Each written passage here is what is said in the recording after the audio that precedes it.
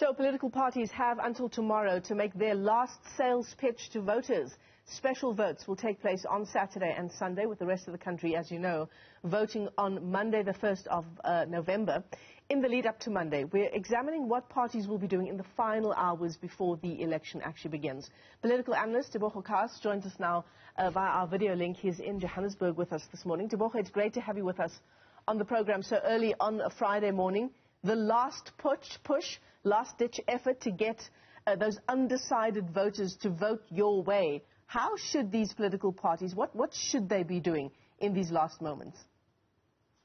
I think at this, and thanks for having me, Michelle, at this last stage, there's very little left to sway any voters. I want to believe that most voters had already decided who they would actually be voting for. But to the extent that there may very well be some who are still undecided, even up to the ballot, the time that they cast the ballot, I think at the end of the day, there's very little that any political party or leaders could do to sway voters. I think it's going to be left to those undecided voters' hunch when they hit the ballot box. Yeah, that's certainly the sense that we're getting as well, that it's going to, it's going to be a situation you actually get into the voting booth and you actually have those ballot papers in front of you.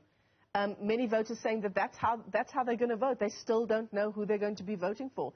The landscape is so incredibly different compared to 2016. We've got, I think the number is over 1,700 independent candidates standing in these local government elections. It's compared to 870 odd that we saw standing in 2016. What does that signify for these elections?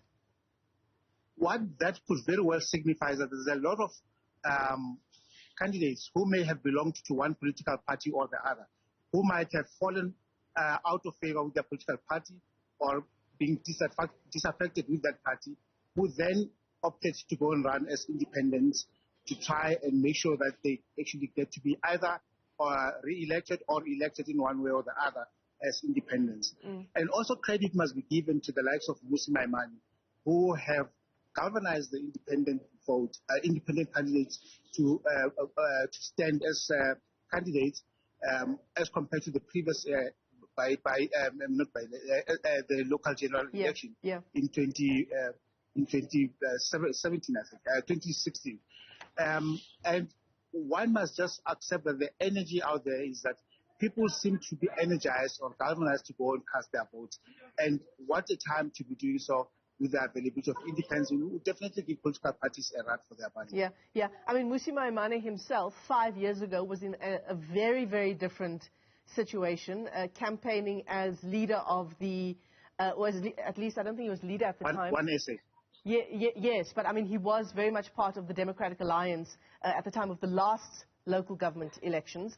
The DA and the EFF would have been seen, if we take a look at the last local government elections, they would have been seen really as the big alternatives to the governing party, to the African National Congress. This time around, again, there is a sense, and this is from polling and from analysts, that in fact those undecided voters, those disaffected voters who may have voted ANC in the past, they're actually not looking to parties like the DA or the EFF this time around. No, absolutely no doubt that this time around, the likes of Mmusi Maimane have done a lot of work to ensure that there is a home for, as you said, disaffected voters who then have alternatives other than the EFF or the DA or even UDM, for that matter, to vote for. Because some of these parties like the UDM and DA have really done a lot to work against the appeal or to lessen the appeal to voters with their utterances or the stances that they've taken since the last elections. And so the emergence of Mmusi Maimane is quite a welcome tonic in the democratic process. So shall we talk about these smaller parties, the likes of, as you say, the UDM, the Good Party, the IFP, for example? Where do they stand? Have they been clear insofar as post-election coalitions are concerned? Yeah, the smaller parties like the UDM, for example, take the UDM, for example. The UDM seems to have lost a lot of, many voters, or some voters have picked, seem to have lost some trust or trust in the UDM, who seem to have vacillated. If you look at, for example, vacillated from their original policy stance or even values. If you look at Nelson Mandela Bay, for example, you would find that in the last elections, when Mongameli Boban was deputy mayor of NMB municipality, for example, he was caught up in accusations of malfeasance. And the response from the UDM leader, Bantu Holemisa, was rather unflattering in the sense that he took a position of hesitancy. He never acted against the very same thing that he stands against, which is against corruption. So many voters who have voted for the UDM have picked up, some have taken note of that, and I doubt if they will be voting the UDM again. And then if you take the likes of IFP, forgetting about just outside of KZN, here in Joburg, the IFP have been so-called kingmakers in Joburg also, where they've been able to put their weight behind the likes of the ANC or even the DA, but I think most likely the ANC, whom they've went into a coalition with.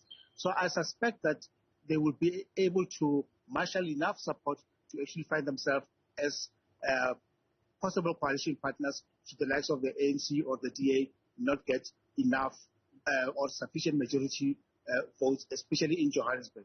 But talking about Johannesburg, I get a sense that the ANC has done sufficiently, or will have done sufficiently enough to, at the minimum, get more points than the DA, if not to win the metro outright. Really? What makes you say that?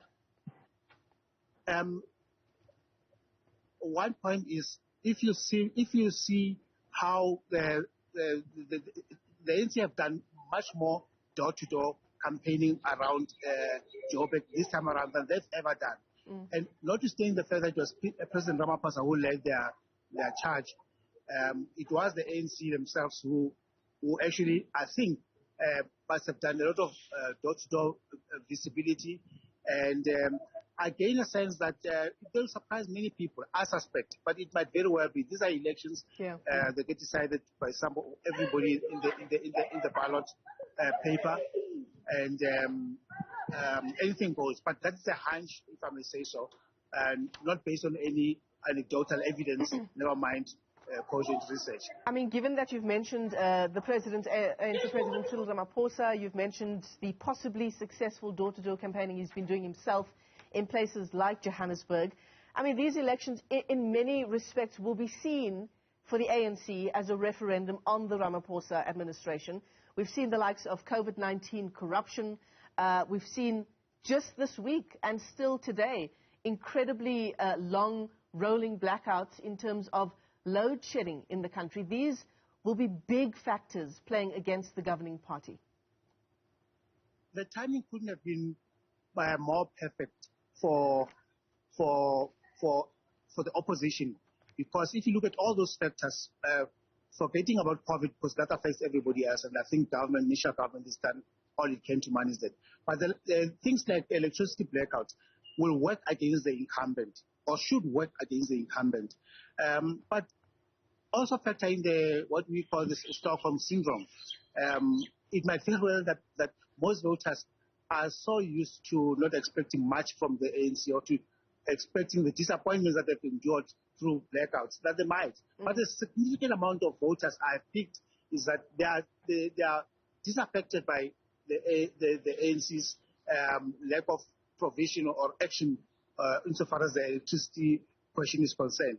But the question is going to be, will any of the parties be able to provide any structural intervention other than what the ANC is currently doing insofar as mitigating the effects of COVID? Because at a local level, there is very little from policy or anything that local municipalities can do, say for instances where, like in Cape Town, where they were able to procure independent generation into their network. And I think the ANC has done some similar thing with the carbon power unit, which they've just onboarded onto the local grid. So it's going to be left to discerning voters to be able to say, will any party, will the EFF to be able to do anything to resolve the electricity crisis? No. Will the UDM? No. Will the DA? No. None of those parties will be able to address the electricity issues just as the ANC may be having difficulties insofar as that question of load shedding is concerned. And the timing couldn't have been bad because this stage 4, I mean, to announce a stage 4, 3, or 2 load shedding in the heat of the elections, it's something that doesn't stand the ANC in good stead at all. Yeah, absolutely. You call it Stockholm Syndrome. Others have likened it to an abusive relationship insofar as I will do better this time around. We've heard that party and several others say that refrain over and over again. Tebogo, before we let you go, very, very quickly, your predictions for the biggest, perhaps winners, the biggest losers for these polls? The biggest winners, I suspect, the One SA movement will do well, and so would the EFF. They've run a very good campaign countrywide in all the municipalities that they campaigned in, and I think. But let's not forget that ANC has been single-minded and very focused in what they wanted to do and the messaging that they went out with. But President Ramaphosa, on behalf of the candidates, he apologized on behalf of the government. So his sincerity will be tested. So it will be a ballot box as to whether who of the party leaders or the parties, in fact, I would even say the party leaders would have won the trust of the communities for whom they asked for their votes. Yeah. So it's still out there, but I suspect that the One SA movement will do well. Herman Ramaphosa will obviously get some votes, but not enough to eke out any majority. Never mind in Joburg or anywhere else. Oh, that's very interesting indeed. Tebogo Khaas, thanks very much indeed. He's a political analyst joining us there to unpack some of his own predictions for the upcoming local government elections.